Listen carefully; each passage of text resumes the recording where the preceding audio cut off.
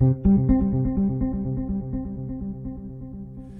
name is John Hare, and in 1997 we started working on a novel technology that we now call MEGGABIOTIcs. What MEGGABIOTIcs is antibodies from an external source. You're familiar with antibodies? Antibodies are what your immune system produces, and what, by the way, mankind's immune system has been producing since the dawn of mankind to keep us alive. When we think about drugs, the pharmaceutical industry basically started early 1900s. 1910 or so. Those pharmaceuticals, synthetic pharmaceuticals, have been used initially, a lot of them were for infectious diseases. So you think of antibiotics, for example. Antibiotics really came into play in about the 1940s during the Second World War, did a great job. So even the developer of the first antibiotic, penicillin, recognized that bacteria would eventually mutate to the point where the antibiotics wouldn't work anymore. And now we're recognizing that exactly what he said is we have what we call antimicrobial resistance. The projection is by 2050, the world's biggest killer of mankind will be bacterial infections. You get a cut on your finger and you're going to die within a couple of weeks because there's no antibiotic treatments. We have not developed any new antibiotic treatments since the 1980s. So we need alternatives to that. MEGGABIOTIcs provides an alternative to antibiotics. We right now, for example, have a treatment for C. difficile, which is a bacterial infection in the human gut. We can treat that infection with our MEGGABIOTIC treatment better than the antibiotics that are left. And the antibiotics that are now left, and there's only two, that's fidaxomicin and vancomycin, and they're only working between 70, 80, and 80% of the time.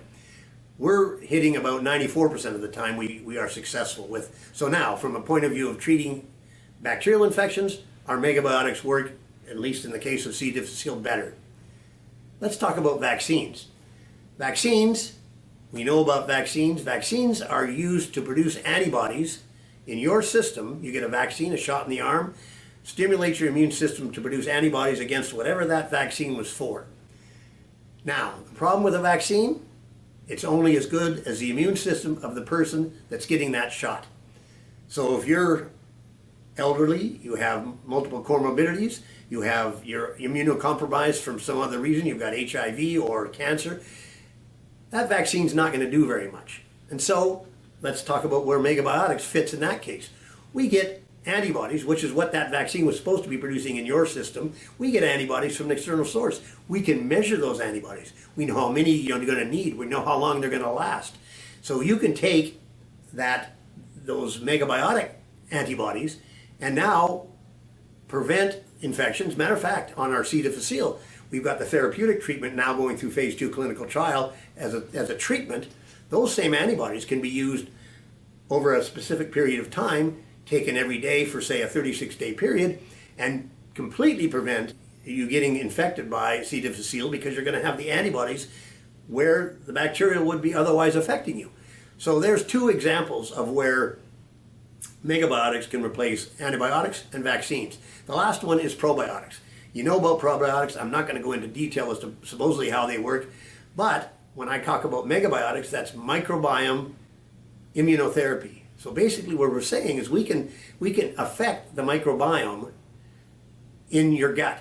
So what MEGGABIOTIcs do, it's an oral dose antibody that you take and it goes into your gut microbiome. It's called microbiome immunotherapy. Now, you think about the phrase Hippocrates came up with 2,400 years ago.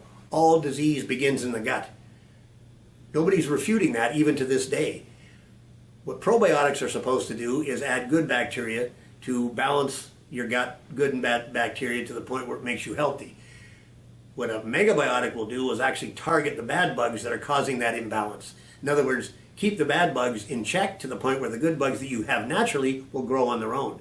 They're not being competed against by bad bugs. Bad bug overgrowth is probably the biggest problem and cause of a lot of chronic illnesses. So there's what MEGGABIOTIcs comes into. We can deal with what antibiotics deal with, we can deal with what vaccines deal with, and we can deal with better, by far, what probiotics are supposed to deal with, using it in a different way. MEGGABIOTIcs, a term we coined, we've been working on it for over 25 years. This is going to be a revolutionary way of solving problems by the way, pharma doesn't really want to look at, because the treatment itself is relatively simple, oral dose, simple as can be. The treatment itself would also be quite inexpensive by comparison to, if you look at what they call immunotherapy right now. In summary, have a look at MEGGABIOTIcs. It's the technology that's coming that's going to do what antibiotics, vaccines, and probiotics haven't really been able to do.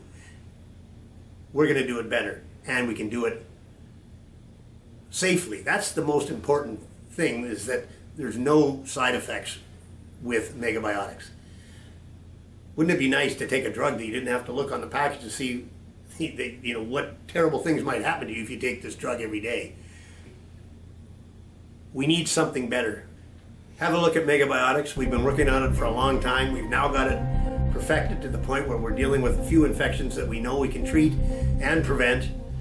We've got a lot in the pipeline that looks even better from the point of view of chronic diseases that, the system right now likes to manage those chronic diseases. I'd like to cure them. MEGGABIOTIcs, thanks for listening.